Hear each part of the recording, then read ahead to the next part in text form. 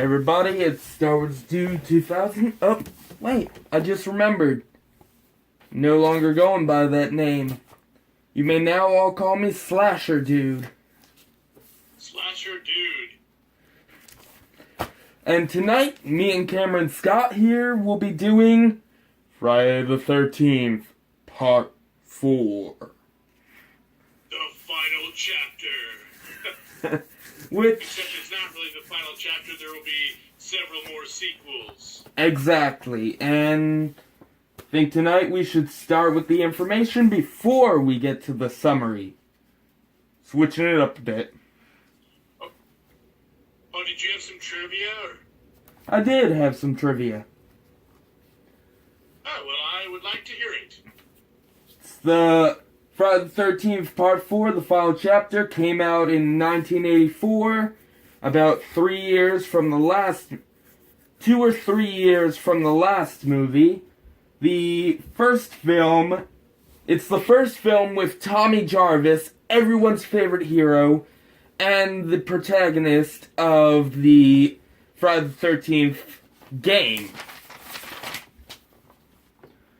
This story was written by Bruce Hidmi Saku. Sorry, Bruce, if I got your name wrong. And the screenplay was written by Barney Cohen. This was directed by Joseph Zito, who also produced and directed The Prowler 3 years before this movie. I've not seen The Prowler. We should get that movie one of these days. Yeah, but I can tell you right now, this movie is way better than The Prowler. Oh, good to know. It was produced by Frank Meniso Jr. The music is by our everyone's favorite Friday the 13th composer, Harry Manfredini. I'm losing my head today. The film has the same location as Part 3, which is the movie ranch up in California. Jason is played by Ted White, which some of you may agree he is the better Jason, where, you'll find out my opinion a few movies later. Tommy Jarvis is played by everyone's favorite young movie actor from the 80s, Corey Feldman. And Jimmy is played by Crispin Glover, one of the many famous actors of these movies. He is all... Surprisingly, I didn't notice until now, he is known for his role of George McFly from the Back to the Future series. Yeah. And before... And before we get to the kills, Cameron will be giving you the summary of the whole movie. Once again, our film starts with not Part 3, the previous film, but Part 2, with the counselors around a campfire, going over the details of what is the myth and the legend of Camp Crystal Lake. Long story short, it's an unnecessary going over previous events, but then once we skip that, we get right into the action with right where Part 3 left off. The police have Higgins Haven cordoned off. They are transporting his body. We have an awesome little part of the film that takes place in a hospital. It's actually one of my favorite parts in this series. It's just kind of a fun little part of the film. And then from there we go to actually not camp counselors, but a family, the Jarvis family. And then along with the Jarvis family are a collection of, I believe they're college students. They're out camping and things like that. And they are renting the property just across the street from the Jarvis property. And then on top of all of that, there is a third party, and I forgot the guy's name, but Paul. he's looking for his sister. No, wait, not Paul. Not Paul. Forget that. I can't even remember his name. Actually, hold on. I have it right here. Rob. Rob, yes, Rob. When I first saw this film, I had a lot of respect for him. I still like him. I wish he would have gotten in some damage into Jason, whether it was like a stab or something. He was a really cool character, he was this really masculine character. Corey Feldman's Tommy Jarvis looks up to him as kind of like a older brother, fatherly figure. And so I really liked Rob. It was kind of unfortunate that he was killed off rather quickly. I mean, towards the end of the film, but without really any fight whatsoever. More like his acting was really cheap at the ending. Yeah, he was a hack. He got hacked. And with that, we'll get to the kills. Favorite kills for me is Jimmy's death with the corkscrew and the cleaver to the face. And I am going to now coin the famous line, "Hey Ted! Ted! God damn it, Ted! Where's the corkscrew?" I like Ted's death too, where he gets stabbed through the projection screen, and then the knife slides down as he falls, and you see the trail of blood. And then I also like the doctor's death. He gets his head sawed off. Well, first the throat sawed, and then his head snapped back. Which technically comes back later on in a different way. In a future movie. And I actually have a second favorite kill. This one I'm going to label as my most hilarious kill of the movie. Paul's death. The harpoon to the groin. Oh. Guy looks... Yep, guy looks for his girlfriend in the water, and he takes a harpoon through the groin by an underwater Jason. He took two to the buoys.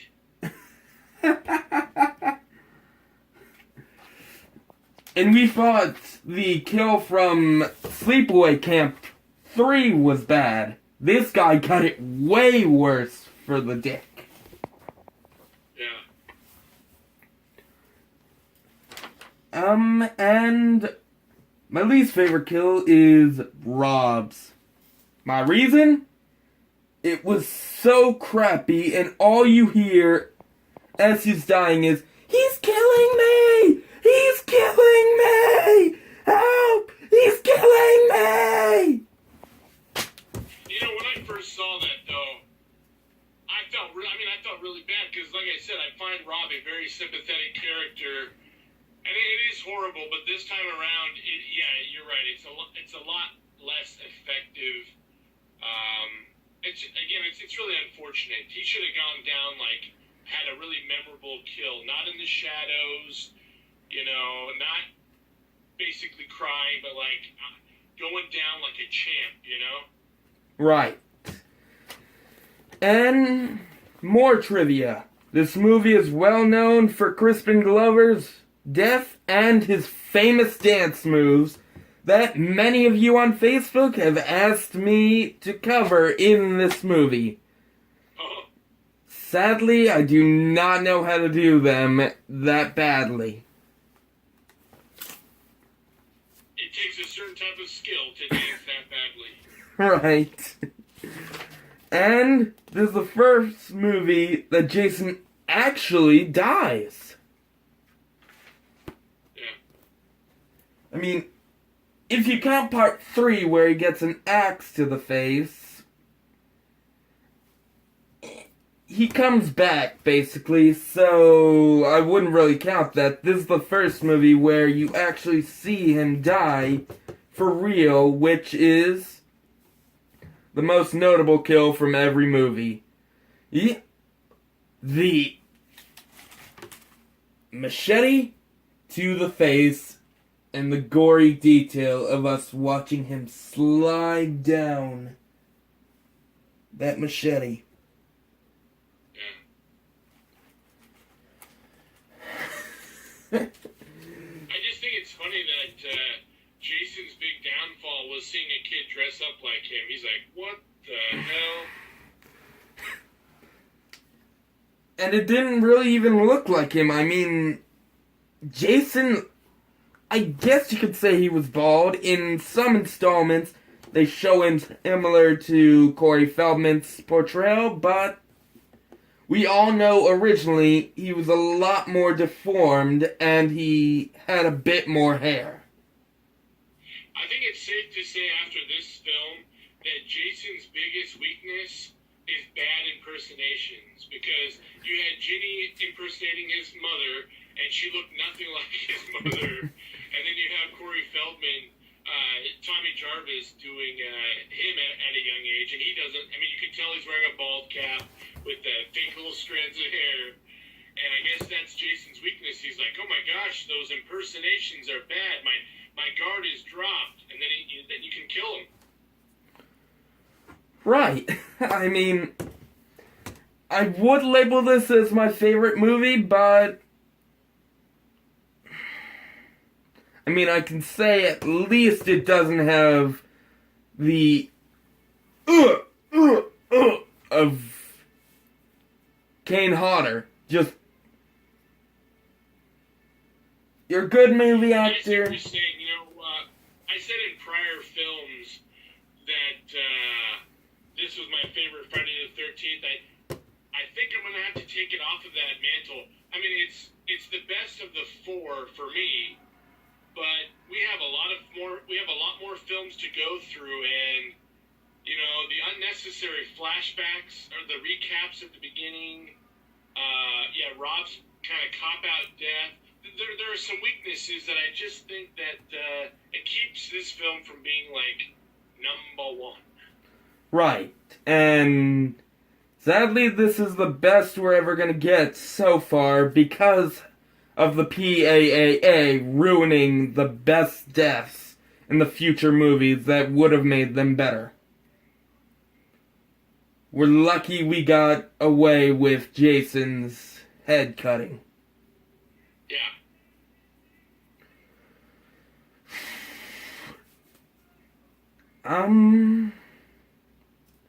Yeah, other than